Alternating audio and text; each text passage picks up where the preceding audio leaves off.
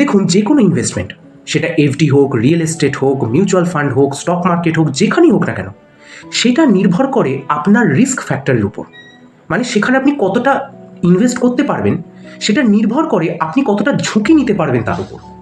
আর এই ঝুঁকি নেওয়ার যে ক্ষমতাটা, সেটা আপনার বয়সের উপর অনেকটা নির্ভর করে। দেখুন, যদি আপনার বয়স যদি 35 বছরের নিচে হয়, তাহলে আমি অবশ্যই বলবো যে স্টক মার্কেট বা মিউচুয়াল ফান্ড, এই দুটো ইনস্ট্রুমেন্টে বেশি করে ইনভেস্ট করতে।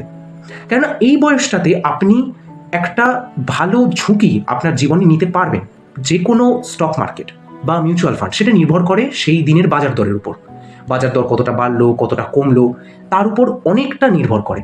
তো এই যে ভোলাটিলিটি, ঠিক আছে, কখনো দাম বাড়ছে, কখনো দাম কমছে, শর্ট টার্মে এটা কিন্তু অনেককে ঝটকা দেয়।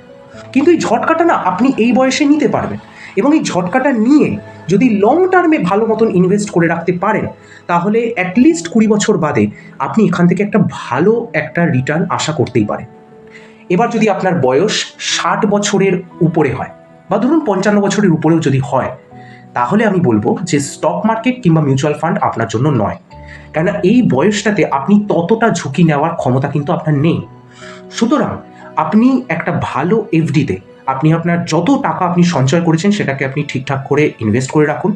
চেষ্টা করবেন একটা ভালো ব্যাংকে ইনভেস্ট করতে। অবশ্যই সেই ইনভেস্টমেন্টটা যেন 5 লাখের বেশি না হয়। সেইভাবে ইনভেস্ট করে আপনি একটা সেফার অপশন চুজ করে আপনি আপনার জীবনটাকে এবং আপনার ভবিষ্যৎকে সুরক্ষিত করতে পারবেন। এবার অনেকে প্রশ্ন করতে পারেন যে এফডিতে আমি তো ইনভেস্ট করছি, কিন্তু সেই এফডি 5 লাখের নিচে কেন হবে? সেটার উত্তর দেব আমি পরের ভিডিওগুলোতে।